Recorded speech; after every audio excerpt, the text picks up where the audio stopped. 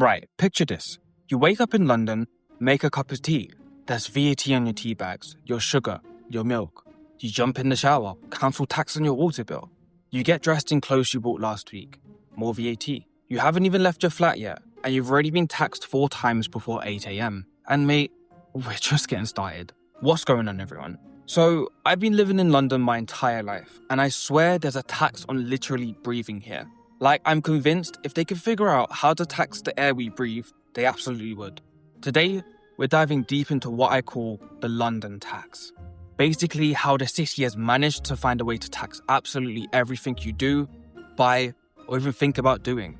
Look, I genuinely love living in London. The culture, the opportunities, the energy of the place is incredible.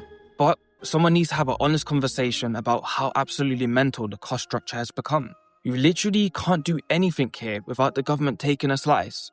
And most people have no idea how much they're actually paying because it's all hidden away in different places. Let's start with the obvious one, your actual paycheck. Now, most of you probably know about income tax, but do you know how much you're actually losing? If you're earning anything over £12,570 a year, and I know that might sound like a decent starting point for some of you, but trust me, in London that barely covers your rent. You're paying 20% income tax on everything else above that. The government's official rates confirm that the standard personal allowance is £12,570, which is the amount of income you do not have to pay tax on, with rates of 20%, 40%, and 45% for high earners. But wait, there's more. You've also got national insurance contributions on top of that. Now, if you thought that was bad, wait until you try driving in London. This is where the city has truly mastered the art of creative taxation. First up, we've got the congestion charge. According to the Transport for London's official website, the congestion charge is a £15 daily charge if you drive within the congestion charge zone between 7 a.m. and 6 p.m. Monday to Friday, and 12 p.m. to 6 p.m. Saturday to Sunday and bank holidays. 15 quid just to drive your own car on the public roads that your taxes already pay for. Think about that for a second. But oh no, we're not done yet. There's also the ULEZ charge. And according to the TfL's official ULEZ page, you need to pay a £12.50 daily charge to drive within the zone, if your vehicle doesn't meet emission standards. So if you've got an older car, you could be paying £27.50 just to drive to work and back. That's £137.50 a week, or roughly £7,150 a year, just for the privilege of driving your car in your own city. And here's what really winds me up. They call these environmental charges. But where's all the money actually going? Because last time I checked, the air in central London still tastes like diesel fumes and disappointment. Quick question for you lot. How many of you have actually changed your driving habits because of these charges? Are you taking public transport more? Or are you just paying up and being quietly furious about it? Right, so you survived the commute, you're home, time to relax. Wrong. Your house is basically a tax generating machine. Council tax ranges from about £800 to over £3,000 a year, depending on your property's value and borough. A recent study by property experts showed the massive variations. For example, in Westminster, council tax for a Band D property is around £827 annually, which is actually one of the lowest in London. But in other boroughs, you could be paying 3 times that amount. And here's the thing about council tax. It never goes away. You could own your own house outright, have no mortgage, but you'll be paying council tax until the day you die. It's like rent to the government that you can never escape from. And what do you get for this money? Well, they'll pick up your bins once a week, maybe fix a pothole eventually, or provide you with the privilege of living in a borough where half the streetlights don't actually work. But wait, there's more. Your utilities are going to run you anywhere from £100 to £250 a month just for gas, electricity, and water. And a massive chunk of that is green taxes and levies. So you're not actually just paying for the energy you use. You're paying extra taxes on top of that energy. Now here's where things get really sneaky. VAT, value added tax. What a joke of a name that is. There's nothing added except to the government's bank account. 20% on almost everything you buy. Your clothes, your electronics, your meals out, your gym membership, and even your Netflix subscription. 20% extra, just because. And they've made it so you barely notice because it's included in the price. But think about this. If you spend £100 on shopping, £20 of that is just tax. If you buy a £500 phone, £100 of that is tax. They've managed to make a 20% tax on your entire life seem normal. Here's a mental exercise for you guys. And I actually did this last month, which is what inspired this whole video. Next time you go shopping, add up everything you spend and then calculate 20% of that. When I did my weekly shop at Tesco, I spent £85 and £17 of that was pure VAT. 17 quid just for the privilege of buying food. Put your own calculations in the comments because I guarantee it will be higher than what you think.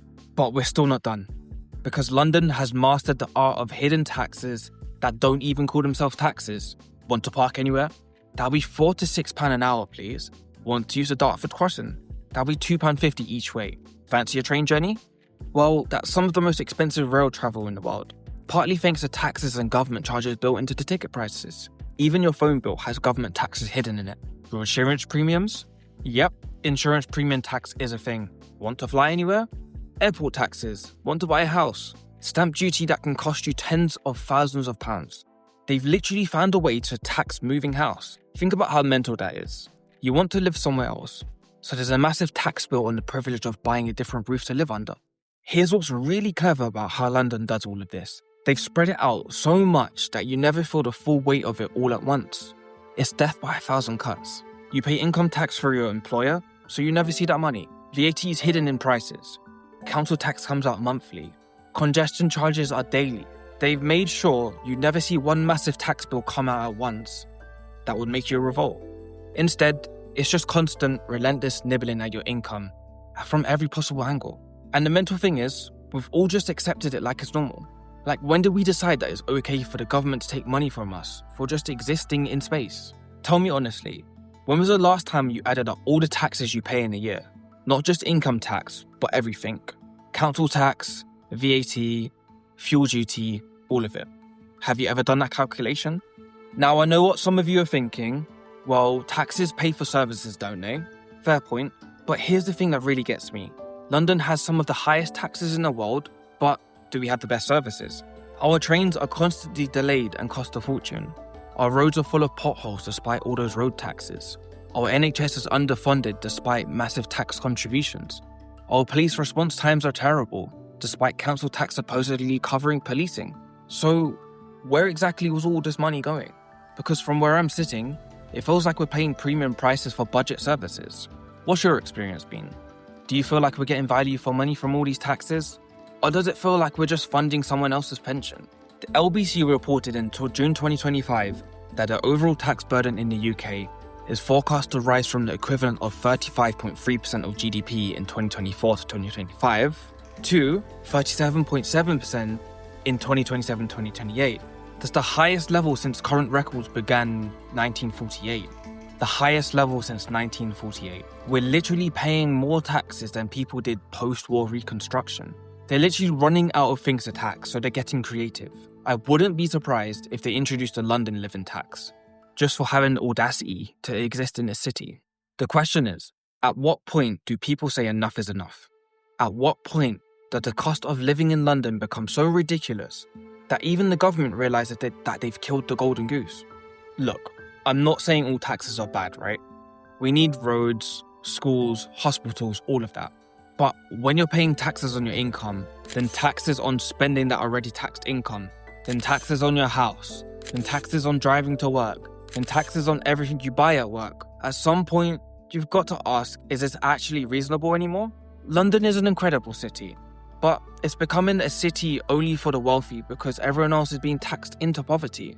And the maddest part is, most people don't even realize how much they're actually paying because it's all hidden away in different places. So here's what I want you to do. Go and actually calculate how much tax you pay in a year. All of it. Income tax, national insurance, council tax, VAT on purchases, congestion charges, fuel duty, all of it. Work out what percentage of your total income actually goes to various taxes and charges.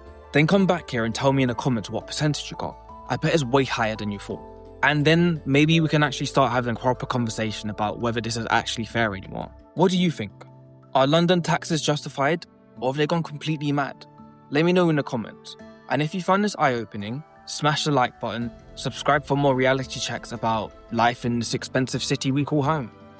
Cheers.